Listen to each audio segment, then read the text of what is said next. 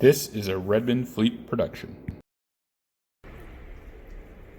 Hey guys, I'm back for the second installment of the filter comparison here. Again, I'm really doing this for myself to make sure that the Napa Gold that they say is exactly like Wix is exactly like Wix. I threw in a Motorcraft in there because you know, everybody says to run Motorcrafts in their Fords, so I wanted to see what the hype is about. So today I cut the media out of the filter to take a look at it. As you can see from here, they're vastly different between the Ford and the Wix and Napa, which again, everything so far has been identical between these two filters, which is great news for me. So let's get started. The Ford media is a little thinner than the Wix media. It's kind of like a paper material with some sort of backing on it. I'm not sure. I'm sure that's some sort of membrane. I don't know what it's made out of, so I can't tell you, but it's very thin, and you know, there's no rigidity to it whatsoever. You can fold it, you can put it right, you know, back to its shape. I mean, it's basically paper. There is a little more of it as far as length than the Wix media. But if you go over and you look at the Wix or the Napa, you're going to see immediately that there is a legitimate wire backing on this media. And I will tell you what, my trusty pocket cleaver had quite the time cutting through it. It didn't like it whatsoever, but I got through it.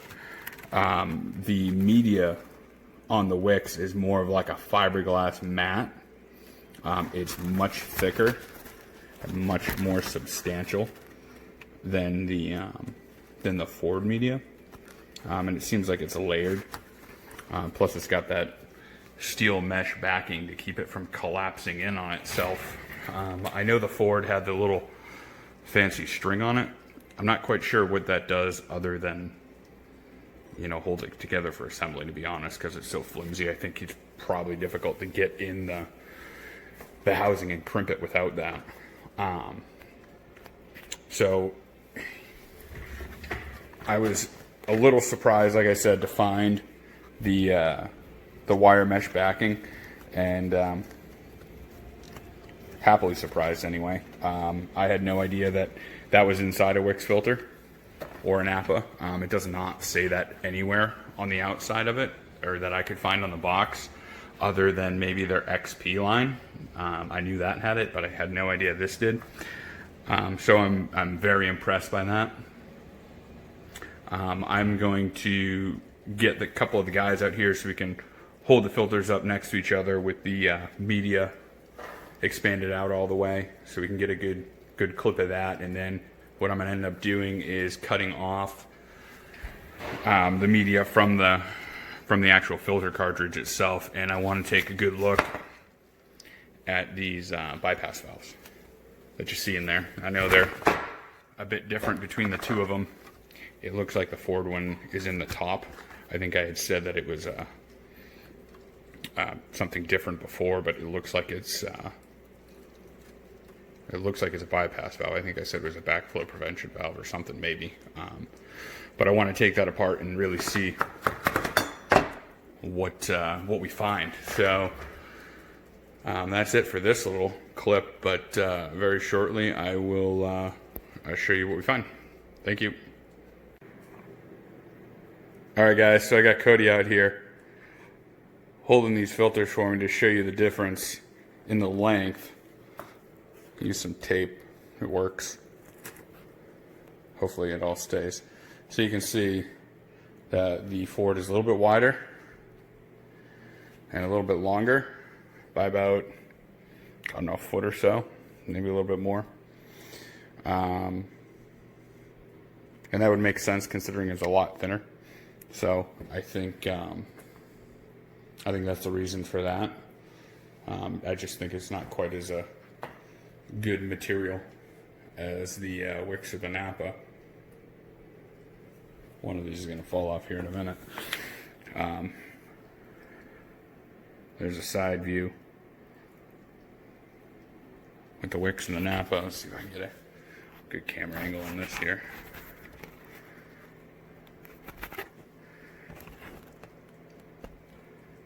And that's going to be your Ford media. It's definitely a little thinner, which isn't great, but it must work. All right, next I'm going to cut these things open. We're going to see what we can find.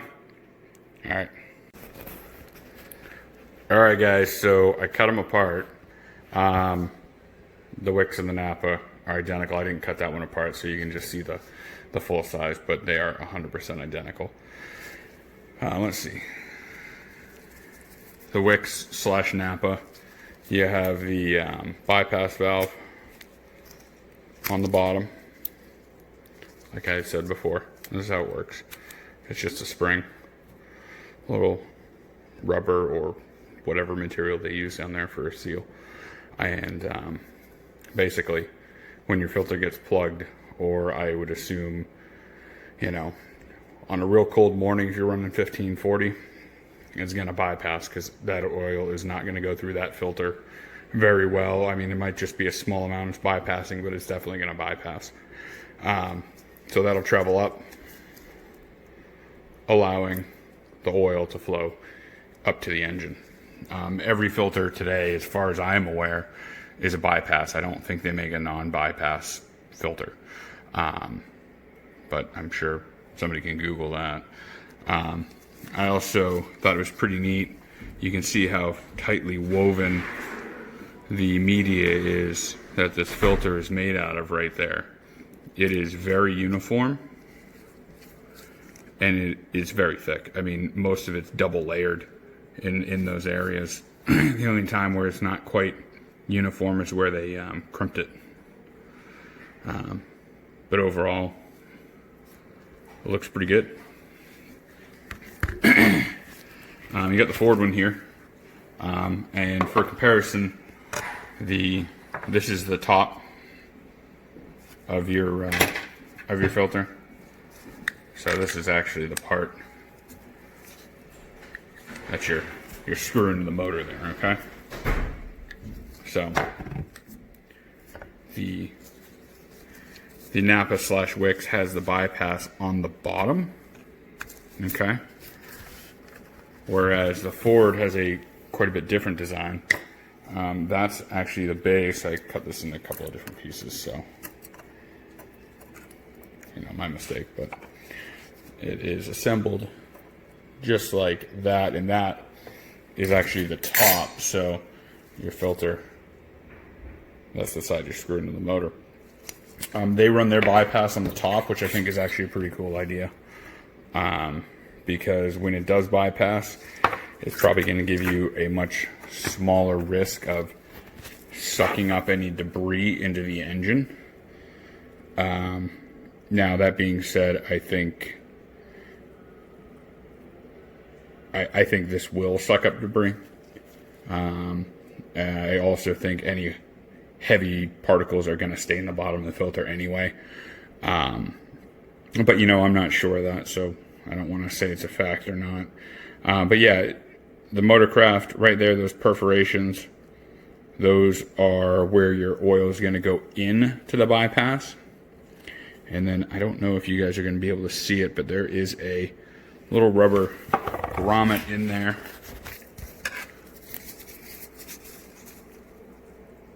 Right inside there. And you can see it right there. Okay? That is the top of the bypass. Okay? So the oil is going to go into the center of the filter and bypass through this spring. Now, it's not very big. The Wix Napa is quite a bit. Has quite a bit more travel to it. I'd say this opening is about 3/8 and probably compressed a 1/4 inch because the spring's going to take up some of the gap.